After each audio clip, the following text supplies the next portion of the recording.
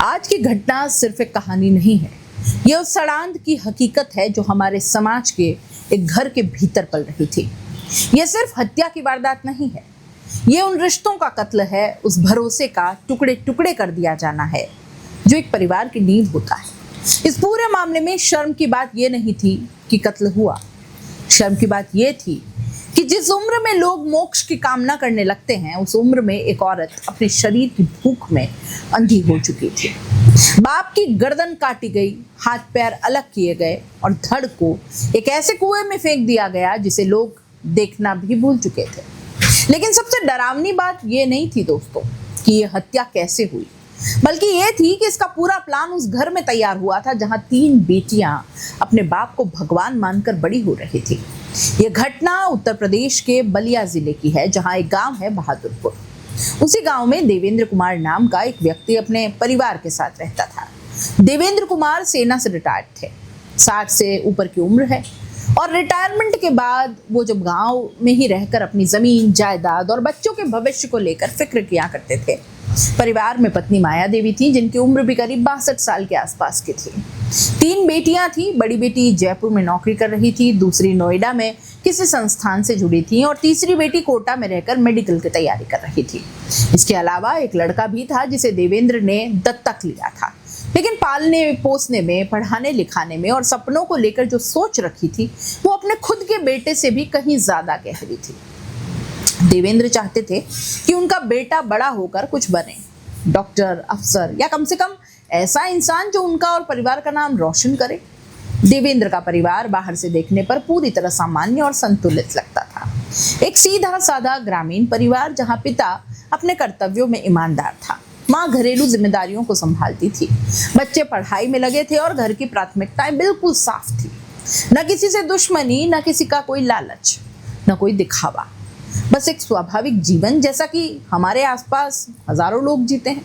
लेकिन इसी घर के भीतर कुछ ऐसा पल रहा था जिसकी भनक खुद उस व्यक्ति को नहीं थी, जिसने पूरी जिंदगी अपने परिवार की परवरिश में लगा दी।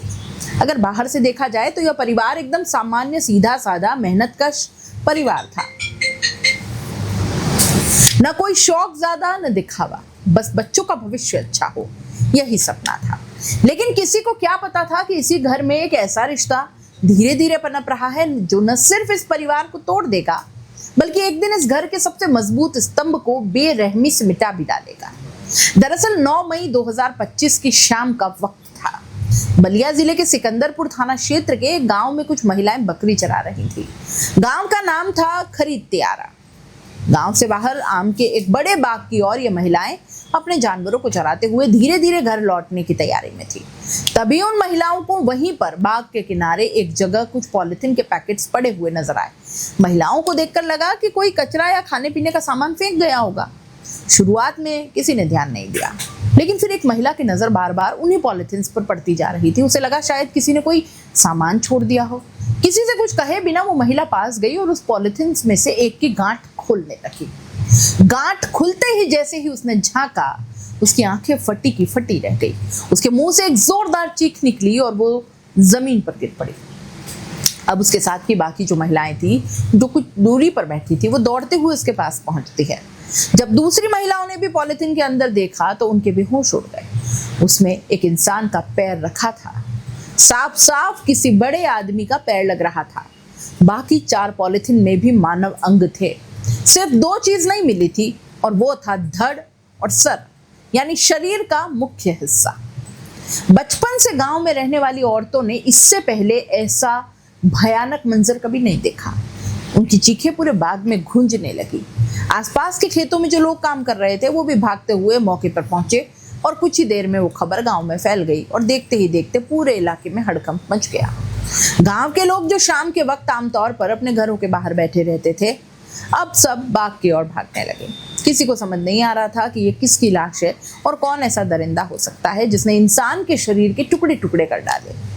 थोड़ी ही देर में किसी ने 112 नंबर डायल किया और पुलिस को सूचना दे दी। अब पुलिस जब मौके पर पहुंची तो सबसे पहले बाग के उस हिस्से के चारों ओर को घेर दिया ताकि कोई अंदर न जा सके और कोई चीज छूट न जाए। पॉलिथीन के पैकेट बारी बारी से खोले गए, 2 में दोनों हाथ, 2 में दोनों पैर। शरीर का मुख्य हिस्सा धड़ और सर वहां मौजूद नहीं था। यह देखकर पुलिस अधिकारियों को यकीन हो गया कि मामला साधारण तो नहीं है। पुलिस ने मौके पर मौजूद सभी महिलाओं और किसानों से पूछकर शुरुआत की। किसी ने कुछ संदिग्ध नहीं देखा था, किसी को कुछ आता जाता कोई नजर भी नहीं आया। पुलिस ने बाग के चारों ओर तलाशी शुरू कर दी। कहीं कोई कपड़ा, मोबाइल, जूता, खून का निशान या कोई पहचान से जुड़ी चीज मिले, लेकिन शुरुआत में ऐसा कुछ हाथ नहीं लगा। इसके बाद टीम ने आसपास के गांवों के प्रधानों और चौकीदारों को भी सूचित कर दिया कि यदि कोई व्यक्ति 2-3 दिन से गायब हो तो उसकी सूचना तुरंत पुलिस को दे दें। थाना सिकंदरपुर के अलावा बलिया जिले के अन्य थानों को भी अलर्ट कर दिया गया। लाश की हालत और उम्र देखकर अनुमान लगाया गया कि शव किसी 60 से 65 वर्ष के व्यक्ति का होगा। अभी सिकंदरपुर थाने की पुलिस आम के बाग से शव के टुकड़े बरामद करके उन्हें पोस्टमार्टम के लिए भेजने की ही तैयारी कर रही थी और उसी वक्त बलिया नगर कोतवाली में एक लड़की रोते बिलखते पहुंचती है। उसका नाम था अमली गौतम। अमली ने बताया कि उसके पिता देवेंद्र कुमार, जो कि सेना से रिटायर्ड हैं और उम्र करीब 62 साल है, कल से लापता हैं।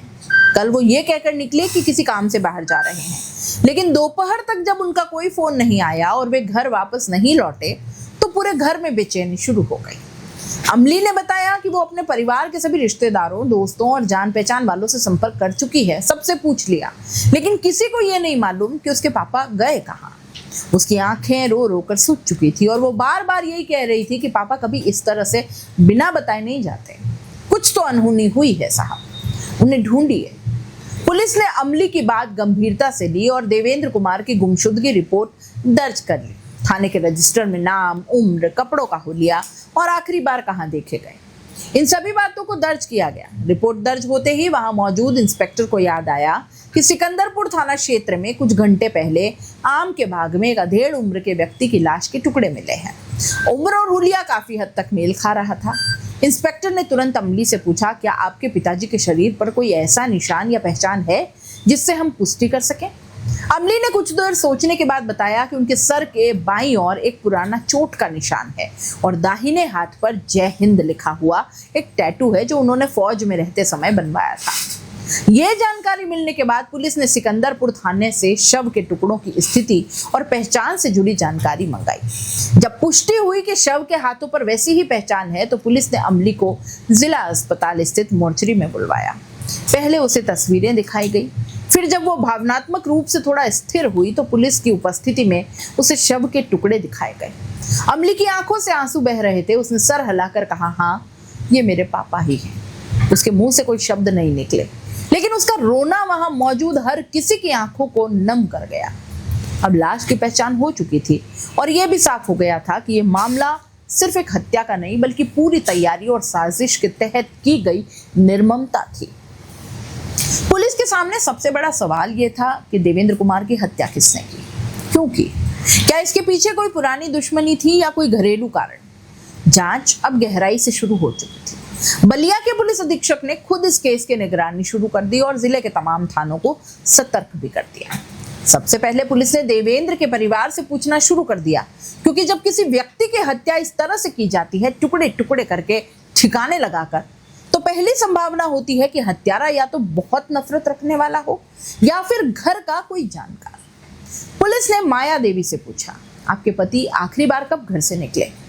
माया का जवाब था, वो सुबह घर से निकले और कह रहे थे कि बक्सर जा रहे हैं, कोटा से आ रही बेटी को लेने। लेकिन जब पुलिस ने मोबाइल लोकेशन और कॉल डिटेल्स खंगालनी शुरू की तो एक अजीब बात सामने आई। देवेंद्र का मोबाइल सुबह से लेकर दोपहर तक गांव के आसपास ही एक्टिव रहा था। कहीं कोई मूवमेंट बक्सर की ओर नहीं मिला। अब पुलिस को लगा कि या तो माया देवी गलत बता रही है या फिर उन्हें देवेंद्र की असली लोकेशन की जानकारी नहीं है। इसके बाद पुलिस ने गांव के आसपास लगे सभी सीसीटीवी कैमरे चेक किए। चौराहों, दुकानों, हाईवे के पास लगे कैमरों से कोई विशेष जानकारी नहीं मिली, लेकिन मोबाइल के लोकेशन से यह साफ हो गया था कि देवेंद्र को आखिरी बार उनके ही गांव के नजदीक देखा गया। पुलिस ने फिर परिवार के बाकी सदस्यों से बारी बारी पूछताछ की, बेटियों से फोन पर बात की, दत्तक पुत्र से सामने बिठाकर। सभी ने यही कहा कि पापा बहुत सीधे और सरल इंसान थे, किसी से न कोई झगड़ा न कोई दुश्मनी। अब पुलिस के पास दो विकल्प बचे थे, या तो यह हत्या किसी पुराने रंजिश या संपत्ति विवाद से जुड़ी है और या फिर परिवार के भीतर ही कुछ ऐसा है जो अब तक छिपाया जा रहा है। इसी बीच पुलिस ने देवेंद्र के नाम से दर्ज जमीन, जायदाद और बैंक खातों की जांच शुरू कर दी। ये भी देखा गया कि रिटायरमेंट के बाद मिले पैसों में से कहां-कहां खर्च हुआ, किसके नाम ट्रांसफर हुआ, किसे क्या मिला। और फिर पुलिस की नजर जाकर अटकती है माया देवी के नाम ट्रांसफर हुई एक जमीन पर, जिसे कुछ ही महीने पहले देवेंद्र ने अपने नाम वापस करा लिया था। अब पुलिस को एक वजह नजर आने लगी थी कि कहीं यह झगड़ा उसी जमीन को लेकर तो नहीं था, या फिर उस जमीन के पीछे कुछ ऐसी कहानी छुपी है। इसलिए माया देवी को फिर से थाने बुलाया गया। पहले वो बहुत सामान्य बातों में जवाब देती रही, हर सवाल पर कहती कि हमें कुछ नहीं मालूम, पति बाहर गए थे बेटी को लेने। लेकिन पुलिस जानती थी कि ये जवाब अब टिक नहीं पाते। जब कॉल डिटेल रिकॉर्ड यानी सीडीआर निकाली गई तो उसमें एक नंबर बार बार सामने आने लगा, एक युवक का नंबर जो माया देवी के फोन से बीते कई सालों में सैकड़ों बार संपर्क में आया। पुलिस ने जब उस नंबर की पहचान की तो पता चला कि उसका नाम अनिल यादव है, उम्र 25 साल, पेशे से ट्रक ड्राइवर। अब माया देवी से दोबारा पूछताछ शुरू हुई और इस बार पुलिस ने बिना घुमा फिराकर सीधा सवाल किया, अनिल यादव कौन है? पहले तो माया चुप रही, आंखें नीचे कर ली, जैसे कुछ छिपाना चाहती हो। लेकिन जब पुलिस ने फोन रिकॉर्ड्स और कॉल लोकेशन सामने रखे तो माया देवी चुप नहीं रह पाई। धीरे धीरे उसने वो सच बताया जिसने सिर्फ पुलिस को ही नहीं बल्कि पूरे गांव को हिला डाला। माया देवी ने बताया कि ये कहानी करीब 10 से 12 साल पहले शुरू हुई।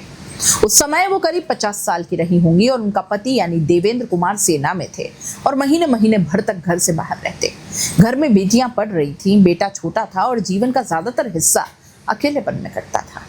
इन्हीं दिनों गांव में ही रहने वाला एक लड़का अनिल यादव, जो तब सिर्फ 15-16 साल का रहा होगा, अक्सर उनके घर आता जाता था, कभी पानी पीने, कभी काम से मदद मांगने और कभी धीरे धीरे उनसे बात करने लगा। माया बताती है कि कभी उसे एहसास नहीं हुआ कि वो उस लड़के से इस तरह से जुड़ जाएगी, लेकिन वक्त के साथ उनकी दोस्ती ने एक ऐसा मोड़ ले लिया जो एक माँ बेटे जैसे लगने वाले रिश्ते को एक छिपे हुए प्रेम में बदलता चला गया। समय बीतता गया, लड़का बड़ा हुआ, ट्रक चलाने लगा और माया अब 60 की दहलीज पर पहुंच गई। लेकिन उनका रिश्ता जो छिप छिप कर अब भी जारी था, धीरे धीरे और गहरा होता गया। जब देवेंद्र कुमार रिटायर होकर दिसंबर 2023 में घर लौटे तो उन्हें धीरे धीरे इस बात की भनक लगने लगी कि उनकी पत्नी किसी युवक के संपर्क में है। घर में बहस बढ़ने लगी, झगड़े होने लगे और कभी कभी मारपीट की नौबत भी आ जाती थी। जब माया देवी ने अनिल यादव के साथ अपने संबंध की बात खुद पुलिस के सामने स्वीकार कर ली तो पुलिस ने उनसे यह जानना शुरू किया कि क्या सिर्फ रिश्ता ही था या इसके पीछे कोई और योजना भी पल रही थी। पहले तो माया ने यही कहा कि उसे नहीं मालूम अनिल ने क्या किया, वो तो घर से गए थे और लौटे नहीं। लेकिन जब पुलिस ने लगातार 2 दिन की पूछताछ में उसे उसके ही मोबाइल की कॉल रिकॉर्ड, उसके घर के आसपास की लोकेशन और अनिल यादव की गतिविधियों से जुड़ी जानकारियां दिखाई, तब माया देवी ने धीरे धीरे उस सच को उगलना शुरू किया जिसने इस पूरी घटना की बुनियाद रखी। उसने बताया कि बीते कुछ महीनों में उसका अपने पति देवेंद्र कुमार से लगातार विवाद हो रहा था, झगड़ा हो रहा था। रिटायरमेंट के बाद देवेंद्र घर पर रहने लगे थे और उन्हें इस रिश्ते की भनक भी लग गई थी।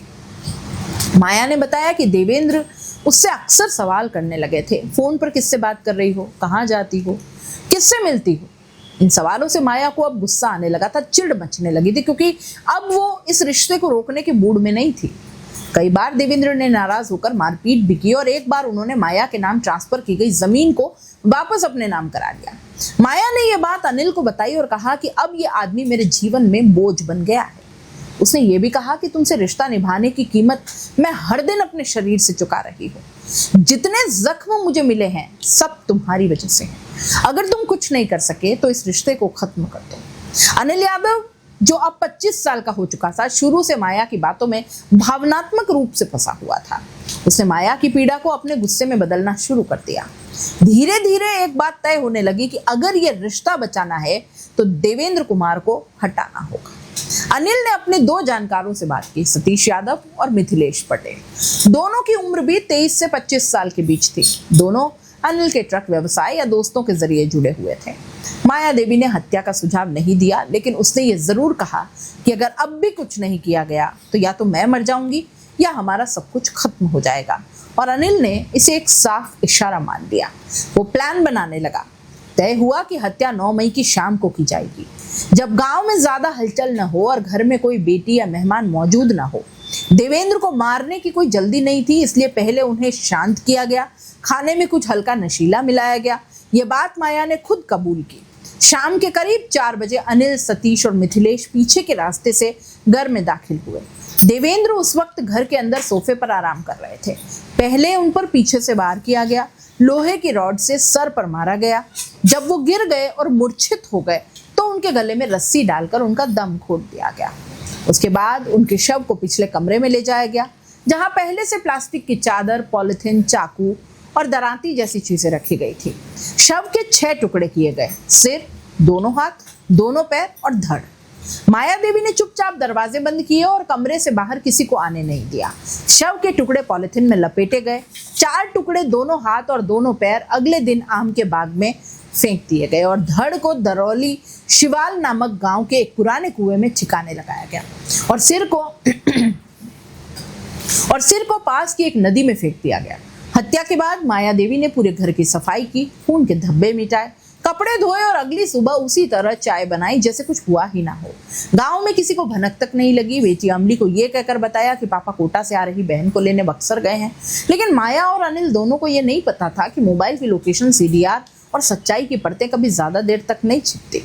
जब माया देवी ने हत्या की पूरी योजना स्वीकार कर ली और ये भी कबूल किया कि हत्या में उसके प्रेमी अनिल यादव और उसके 2 साथी शामिल थे, तो पुलिस ने तुरंत उसकी गिरफ्तारी की प्रक्रिया शुरू कर दी। सतीश यादव और मिथिलेश पटेल को ट्रेस करना उतना मुश्किल नहीं था, क्योंकि दोनों गांव के ही रहने वाले थे और हत्या के अगले दिन से गांव छोड़ चुके थे।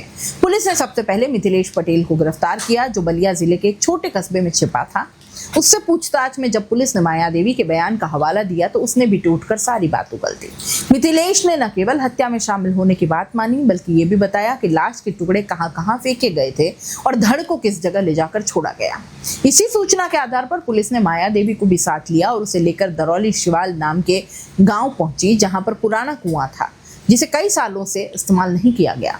वहां से देवेंद्र कुमार का धड़ बरामद हो गया, लेकिन असली सिरदर्द था अनिल यादव की गिरफ्तारी। अनिल हत्या के बाद फरार हो गया। उसका मोबाइल बंद और उसके कुछ रिश्तेदारों ने भी एक कर पल्ला झाड़ लिया कि वे उससे कई महीनों से नहीं मिले हैं। लेकिन बलिया पुलिस की टीम ने उसकी पुरानी ट्रक यूनियन, उसके ड्राइविंग सर्कल और मोबाइल की आखिरी लोकेशन से जुड़े हर सुराग खंगाले। कुछ ही दिनों में पुलिस को एक पक्की सूचना मिली कि अनिल यादव अपने साथी सतीश यादव के साथ बिहार की सीमा पार करने की तैयारी में है और फिलहाल बलिया छपरा मार्ग पर एक पुराने ढाबे के पास छिपा बैठा है। पुलिस ने तत्काल एक टीम तैयार की और घेराबंदी की। जैसे ही अनिल को पुलिस की मौजूदगी का एहसास हुआ, उसने भागने की कोशिश की और इसी दौरान उसने पिस्टल निकालकर पुलिस पर फायर कर दिया। पुलिस ने भी जवाबी कार्रवाई की और दोनों ओर से कुछ राउंड फायरिंग हुई। इस मुठभेड़ में अनिल यादव के पैर में गोली लगी और वो जमीन पर गिर पड़ा। साथ ही मौजूद सतीश यादव को पुलिस ने भागने से पहले दबोच लिया। दोनों को पहले बलिया जिला अस्पताल में भर्ती करवाया गया, जहां इलाज के बाद जब स्थिति सामान्य हुई तो उन्हें बाकायदा गिरफ्तार कर लिया गया। अब पुलिस के पास केस के 4 आरोपी मौजूद थे। माया देवी, अनिल यादव, सतीश यादव, मिथिलेश पटेल। 4 आरोपी जेल भेजे जा चुके थे, लेकिन उस दिन थाने से लौटती तीनों बेटियां एक ऐसा सवाल अपने साथ लेकर जा रही थी जिसका जवाब उन्हें शायद पूरी जिंदगी नहीं मिलेगा। कभी कभी इंसान का घृणा इतना गहरा होता है कि वो सिर्फ अपने साथ नहीं बल्कि पूरे परिवार को एक अंधेरे में खींच लेता है। माया देवी एक 62 साल की औरत, वो उम्र जहां लोग मंदिर जाते हैं, पोते पोतियों के लिए दुआ मांगते हैं, वहां ये औरत एक 25 साल के लड़के से शारीरिक रिश्ता निभा रही थी, वो भी छुप छुप कर, झूठ बोलकर और एक बेगुनाह पति की कुर्बानी देकर। ये वही उम्र होती है जब शरीर थकने सा लगता है, पर माया की वासना जवान होती जा रही थी। कहते हैं कि औरत की ममता पवित्र होती है, मगर यहाँ तो वो माँ होने का हक भी खो चुकी थी। जिस माया ने 3 बेटियों को जन्म दिया, उसी माया ने ये नहीं सोचा कि उसकी इस हरकत से उन बेटियों का समाज में क्या होगा, उनके रिश्तों का क्या होगा, उनकी भावनाओं का क्या होगा। वासना में इतनी वो अंधी हो गई कि जिस पति ने जिंदगी भर उसका साथ निभाया, जिसने उसके नाम जमीन दी, घर दिया, उसकी गर्दन कटवा कर टुकड़े टुकड़े करवा डाले। वो भी उस उम्र में जब कुछ ही सालों में कुदरत खुद ही इंसान को सुला देती। क्या किसी को इतना पाप करने की छूट मिलनी चाहिए कि वो अपने आखिरी वक्त में किसी को जिंदा जलता छोड़ दे? माया देवी जैसी औरतें हर उस औरत के नाम पर धब्बा है जो वाकई में अपने रिश्तों, अपने पति और अपने बच्चों के लिए जिंदगी भर कुर्बानी देती है। इस औरत ने न सिर्फ अपना विवेक खोया बल्कि औरत शब्द की गरिमा तक खो डाली। और जो लड़का अनिल यादव, जिसकी उम्र उस औरत की बेटियों जितनी थी, वो भी उसी की गोदी में सर रखकर एक बाप का कत्ल कराया। ये सिर्फ हत्या नहीं थी, ये इंसानियत के नाम पर वो थूक था जिसे हम बरसों तक नहीं पा पाएंगे। आज देवेंद्र कुमार मर गए, लेकिन उनके साथ वो भरोसा भी मर गया जो हम अपने घर के दरवाजे के भीतर तलाशते हैं। औरत का सम्मान भी तब तक जब तक वो मर्यादा में रही। माया देवी ने न सिर्फ वो मर्यादा तोड़ी बल्कि ये भी दिखाया कि अगर उम्र के साथ विवेक न बढ़े तो एक इंसान जानवर से भी नीचे गिर सकता है। इस कहानी का अंत जेल से नहीं होगा, इसका अंत तब होगा जब समाज ऐसे सोच को मिटा देने का संकल्प लेगा।